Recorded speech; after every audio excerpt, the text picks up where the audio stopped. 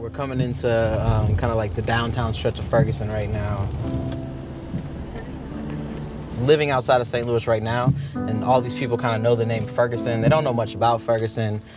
Most people have only seen, like the protests and the violent police reaction, and they've seen the Fargesn Police Department, but they haven't seen like all of this of Fargesn. And people don't really understand that Fargesn is connected to St. Louis. St. Louis is, like many Midwestern cities, a very segregated place.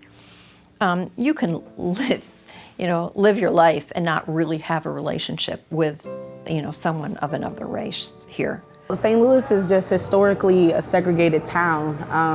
The last day to free the slaves, we had the Dred Scott case here. Very early in the 1800s, 1900s, there was legislation passed to make sure that they're creating like these housing sections where only like black people could live. Like they wrote around it. So North City became heavily populated with African Americans, while the South Side slowly was a more white area. So West County and South County were still very heavily populated with mostly white people. If we look at the historical background of why people are situated where they are, or what has happened, so the hurt, right, the pain that has occurred, it's very intentional, and people felt like it was very intentional too. I would say St. Louis is a city where people can live, white people could live near black people if they really wanted to. But that's going to have to be a conscious decision that doesn't look like gentrification, that looks like neighborhoods. The Delmar Divide we talk about is, this one street that runs up and down St. Louis, and it's not by accident that it happened. There was a decision that north of Delmar, and the north side is very much segregated and very much black, the North City. But there was a decision that south of Delmar, they would get tax credits. South of Delmar, houses would be repaired. South of Delmar, people would be helped. North of Delmar, no tax credits. North of Delmar, in fact, the property taxes would be higher because the hope was to drive people out so that they could take over those areas and rebuild them. I'll have friends that will come here and we'll have interactions with people, or they'll see certain systems or separation, like, whoa, like, Billy, did you see that shit?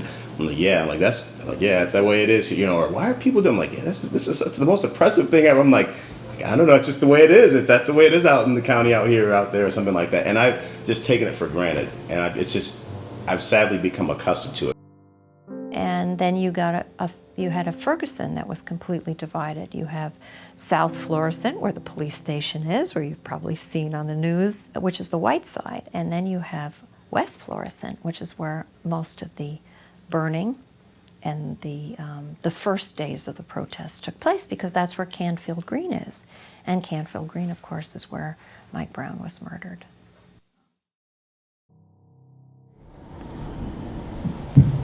So to me, Fargesn is still so much. It's so tied into home to me, and it's so tied into why I want to be in this fight, because this is.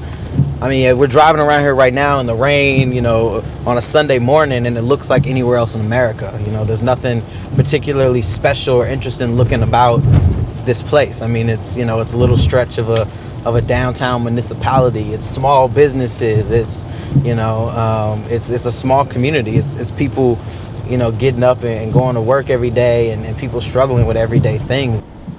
It's manageable. It is a small, big city, if that makes any sense. You can still get your hands around it. The networks are small. You still know people, and people, the degrees of separation are very short.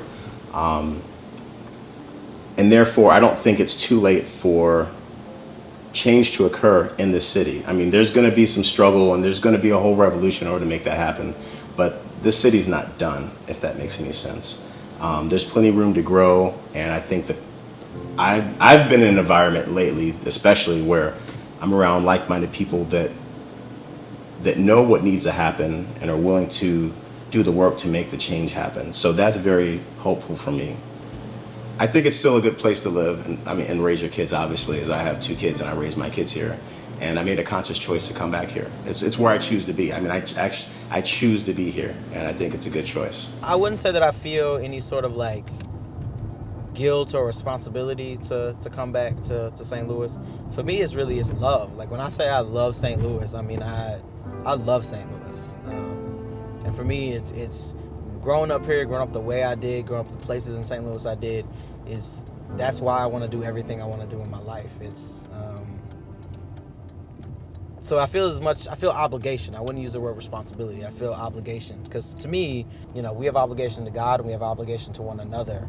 And for me, it's not about responsibility, because for me, responsibility seems burdensome.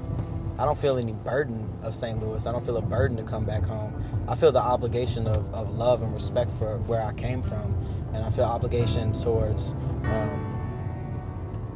being a tool of justice and being a tool of righteousness and bringing about, Alam Habad. And if I'm not going to bring it about at home, then where am I bringing it about? And so I think that there's a world that we can make, and I feel an obligation and I feel a joy to be involved in bringing about a better world.